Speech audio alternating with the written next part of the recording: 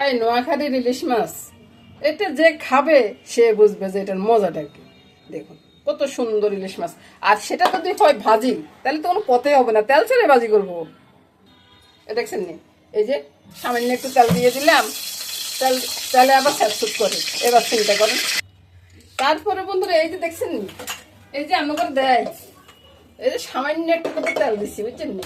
তো এই তেলের ভিতরে আমি সেট করে ইলিশ মাছ ছেড়ে দিলাম।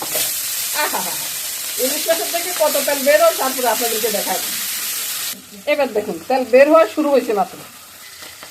এবার দেখুন একবার উল্টানে দিচ্ছি, এই উল্টানে দিলে আবারও তেল বের হয়ে যাবে, বুঝছেন। এভাবে তেল বের হতে থাকবে। তো এই তেল দিয়ে আর বাপ মাখো, বাপ মেখে তারপরে সুন্দর করে খেয়ে নেবো। দারুণ স্বাদের ইলিশ মাছ রে ভাই, দারুণ স্বাদের ইলিশ মাছ এরকম কোথায় পাবেন? সে আমাদের নোয়াখালীর ইলিশ মাছ, দারুণ স্বাদের ইলিশ মাছ, বুঝলেন। বানাচ্ছি বুঝছেন, শীতের পিঠা এখন বানাচ্ছি। একবারে ভরপুর শীতে এই পিঠাটা খেতে বেশ মজা লাগে, কিন্তু কি করব, আমি তো আর ওই সময় আর ব্যস্ত ছিলাম, বানাতে পারি না। তো চিন্তা করলাম যে এখনই বানাই। আপনারাও কি বানান নাকি? এই পিঠা বানাইতে মনে হয় আমার বন্ধুরা সবাই পারেন।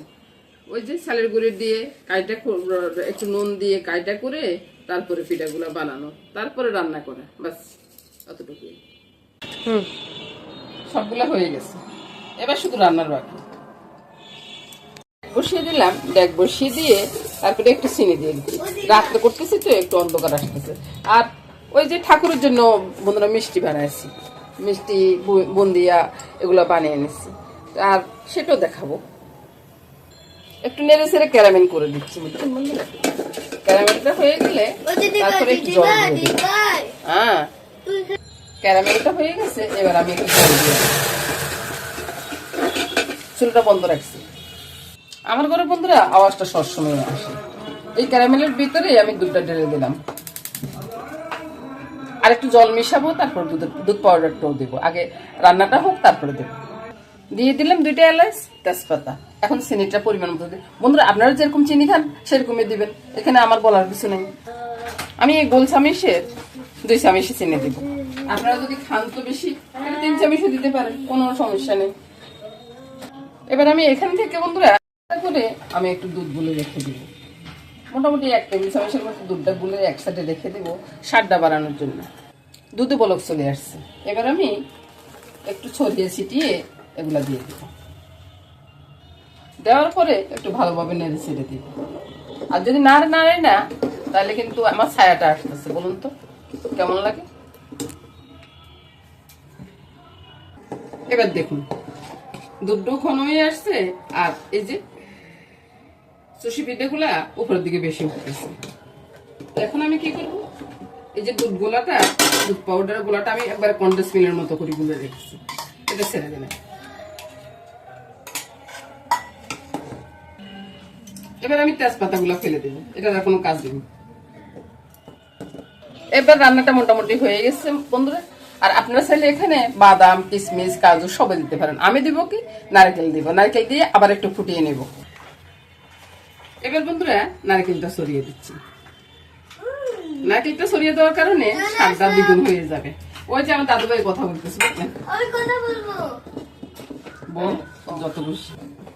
রান্নাটা হয়ে গেছে বন্ধুরা, এবার আমি ঢেলে রাখবো। এটা আমি কালকে সকালবেলা খাবো।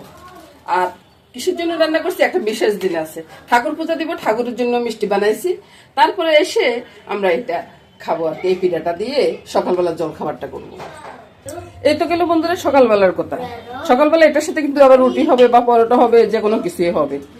আর ঠাকুর পূজার মিষ্টি তো আসবে, মিষ্টি সুদ্ধা একসাথে খাবো। আর এবার আমি বলবো বন্ধুরা শুভ সকাল। এরপর পরে আছে রান্নার ভিডিওটা। গোবিন্দের পুজো হচ্ছে বন্ধুরা, আজকে একটা বিশেষ দিন, সেই উপলক্ষে গোবিন্দের একটু নিজের হাতে মিষ্টি বানিয়ে একটু পূজা দেওয়া। এলাম রান্না করে বন্ধুরা, পূজা টুজা সেরে তারপরে রান্না করে চলে গেলাম। রান্না করে এসে সকালবেলার জলখাবারটা রেডি করবো। জলখাবারের সাথে কালকে রাত্রে পিঠা বানাইছি, পিঠাটাও আছে। সব নিয়ে বন্ধুরা আজকের ভিডিওটা। ওই যে বললাম আজকে একটা বিশেষ দিন, সেই হিসেবে আজকে রান্নাবান্না রান্নাবান্না অমন বেশি কিছু না বন্ধুরা, আমার দাদুভাই যেটা খেতে ভালোবাসে আর কি সেটাই করবো। তো প্রথমে আমি একটু নিরামিষ আলু ভাজি করতেছি, কারণ প্রসাদের সাথে পরোটাটা খাবো, তো ওই জন্য নিরামিষ করে আলু ভাজিটা করতেছি। আর দাদুভাইয়ের জন্য আলাদা হবে, দাদুভাইয়ের জন্য চিকেনটা হবে আলাদা করে। ভাজি হয়ে গেছে, টেবিলে নিয়ে গেছি। এবার কি করবো, পরোটাগুলো বেরিয়ে দিচ্ছি। পরোটাগুলো বেলার পরে টেবিলে চলে যাবো, তারপর আপনাদেরকে দেখাবো যে সকালের জলখাবারটা আর কি কী কী জলখাবার হচ্ছে। তো দেখতে থাকুন বন্ধুরা, আর লাইক কমেন্টস করতে ভুলবেন না বন্ধুরা। আপনারা যদি লাইক কমেন্টসটা না করেন তাহলে ভিডিও করতে উৎসাহটা হারিয়ে ফেলেন। আর ভিডিও তো করি আপনাদের লাইক কমেন্টসটা পাওয়ার জন্য, তাই না? তো আর কি এটা থেকে আর বেশি কিছু আপনি বলুন তো। তো সেই হিসেবে বলতেছি বন্ধুরা, লাইক কমেন্টস না করলে ভিডিও করতে ভালো লাগে। আপনাদের একটা লাইকে মনটা ভরে যায়, আর কমেন্টস করতে খুব ভালো লাগে। হয়তো বা মনে করবেন যে কমেন্টসের উত্তর দিতে হয়তো কোনো সময় একটু দেরি হচ্ছে, বা কোনোটা দিতে পারলাম না, এটা নিয়ে বন্ধুরা ইয়া করবেন না, কারণ এই বয়সে এসে বন্ধুরা এগুলা অনেকটা টাফ হয়ে যায়, সেটাই আর কি। তো দেখতে থাকুন ভিডিওটা বন্ধুরা। একটা হয়ে যাচ্ছে আর একটা বেরোতেছে, ব্যাস। আসলে বন্ধুরা এই বাজার থেকে পরোটা এনে খায়া মন ভরে না, বুঝছেন? বাজারের পরোটাগুলো খেতে ইচ্ছে করে না। আর ওইদিকে দাদুর জন্য চুপের মতো করে একটু চিকেনটা বসিয়ে দিলাম, কারণ আমরা তো নিরামিষ দিয়ে খাবো, আর দাদু ভাইটা নিরামিষ দিয়ে খাবে না। এই যে একটা হয়ে গেল, কত সুন্দর করে পরোটাটা বেলে নিলাম। সব কিছু নিয়ে সামনের টেবিলে চলে আসছি, এবার সবাই মিলে একসাথে খেতে রান্না করে চলে এলাম। তো এখানে কি করতেছি, এই যে পেঁয়াজ রসুন আদা একটু সামান্য করে ভেজে নিচ্ছি, বুঝলেন? আর এদিকে চিকেনটা ভিজানো আছে। চিকেনটা ভিজানো মানে চিকেনটা বাজার থেকে আনছে, চিকেনটা পরিষ্কার করে নিব। আর এদিকে দেখুন, এই যে ইলিশ মাছ, মানে বর্ষার সিজনের ইলিশ মাছ। তো ইলিশ মাছটাকে কীভাবে রাখলাম, ইলিশ মাছটা ওই যে জল দিয়ে লেবু চিপে তারপরে বয়ম ভরে রেখে দিয়েছি কেটে। আর এভাবে রাখলে না খুব সুন্দরভাবে থাকে, খুব সুন্দর লাগে খেতে, আর একটু গন্ধও হয় না, আর কোনো সমস্যাও হয় না। একবার মনে যেন এখন ইলিশ মাছটা নিয়ে আসছে ওরকমই। মশলাগুলো বেটে নিচ্ছি। মশলা বাটা হয়ে গেলে তারপরে কিছু পেঁয়াজ কুচাইতে হবে, পেঁয়াজ কুচে নিয়ে এসে তারপরে রান্নাটা শুরু করব।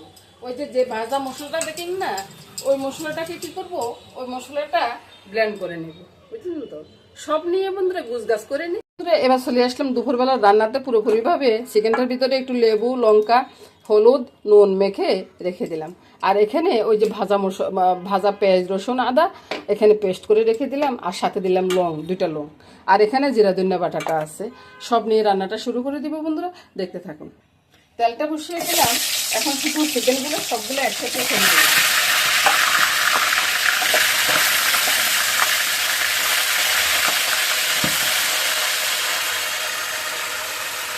চিকেন ছাড়িয়ে দেওয়া হয়ে গেছে, মশলাগুলো রেডি করি। এই যে ধনিয়া জিরা ইয়াটা একসাথে নিয়ে নিলাম। চিকেন মাছের যে জলটা আছে সেই জলটা কিন্তু আমি ফেলে নিই। স্বাদ অনুযায়ী নুনটা দিয়ে দিলাম, হলুদ লঙ্কাটা আজকে মামনি বলতেছে একটু ঝাল করে রান্না করার জন্য, ওই জন্য লঙ্কাটা দিয়ে দিলাম এখানে। তারপরে ওই যে পেস্ট করা মশলাটা একসাথে দিয়ে কষিয়ে নেব, বুঝলেন তো? তারপরে এটাকে ভালো করে গলে নিই, আর তো কিছু দরকার নেই না, এরপরে আর মশলাটা দিব আর কি। তো মাংসটাকে একটু নেড়ে ছেড়ে দিই। এবার বন্ধুরা মাংসটা উঠিয়ে নেব, মাংসটা সবগুলো মাংস উঠিয়ে তারপরে তেজপাতা দিয়ে মশলাটা ছেড়ে দিলাম। পুরোটা মশলা কষিয়ে দিয়ে দিলাম, দিয়ে এবার কষিয়ে নেব। এবার মাংসটা একটু কষানো হয়ে গেছে, এই মশলাটা একটু কষানো হয়ে গেছে, আমি মাংসটাও ছেড়ে দিলাম। মাংসের সাথে একসাথে আর একটু ভালো করে কষিয়ে নেব, বলুন, তাহলে মাংসের গায়ে গায়ে মশলাটা লেগে যাবে। আর ওই দিকটাতে পোলাওর জন্য পেঁয়াজটা ভেজে নিচ্ছি, একটু আটা মেখে ভেজে নিবি না, পেঁয়াজগুলো একবার ঝরঝরা থাকে, দেখতে সুন্দর দেখা যায়। পেঁয়াজটা ভাজা হয়ে গেছে, বুঝছেন? তো পেঁয়াজ ভাজা হয়ে গেছে, তখন ওই পেঁয়াজের তেলটা আমি এখানে দিয়ে দিচ্ছি, আর পেঁয়াজটা এখানে থাকে। আর পোলাও চালের ভিতরে ওই যে দেখুন সব কিছু একসাথে দিয়ে দিচ্ছি, একসাথে দিয়ে চিনি সব কিছু একসাথে দিয়ে দিচ্ছি। আর বললো কি কাঁচা লঙ্কাটা বাকি দিন, আদা দিনে কিন্তু। তারপরে নেড়ে ছেড়ে একটু সালটা ভেজে নিব। আর এদিকে মাংস কষানোটা হয়ে গেছে, সামান্য একটু জল দিব, বেশি দিব না, কারণ আজকের মাংসটা আমি জল বেশি রাখবোই না। এতটুকু জলে আমার মাংসটা হয়ে যাবে ব্যাস। এবার বন্ধুরা ওই যে দারচিনি এলাচি বাটাটা দিয়ে দিচ্ছি। আর বাটা মশলা দিলে হয় কি, টেস্টটা অনেক গুণ বেড়ে যায়, বুঝছেন। দিয়ে চুলার আঁচটা বাড়িয়ে দিলাম, বাড়িয়ে দিয়ে তারপরে নেড়ে ছেড়ে নামিয়ে দিলাম। আর বেশিক্ষণ সময় রাখবো না। আর ওইদিকে পোলাও তো জলটা ঢেলে দিব। এবার বন্ধুরা মাংসটা নামে, আর ঝোলটা হয়েছে দারুণ স্বাদের জন্য। এবার পোলাওটা দেখা দিই, একটু নড়ে গেছে আর কি। আসলে এক হাতে করি তো, দেখলেন তো কেমন জোর হয়েছে পোলাওটা। তো এভাবে করলে না অনেক সহজে সব কিছু হয়ে যাবে। আর কতক্ষণ এবার সময় লাগে বলুন। আর মাংসর পোলাওটা তো হয়ে গেছে, এবার ইলিশ মাছ ভাজিটা করে নিব, পাঁচ শেষ হয়ে যাবে। এটা নিয়ে আজকের মতো এখানে রান্নাবান্নাটা শেষ করে দিলাম বন্ধুরা। সবাই ভালো থাকুন, সুস্থ থাকুন, সুন্দর থাকুন বন্ধুরা। আগামী দিন আবার দেখা হবে। নমস্কার।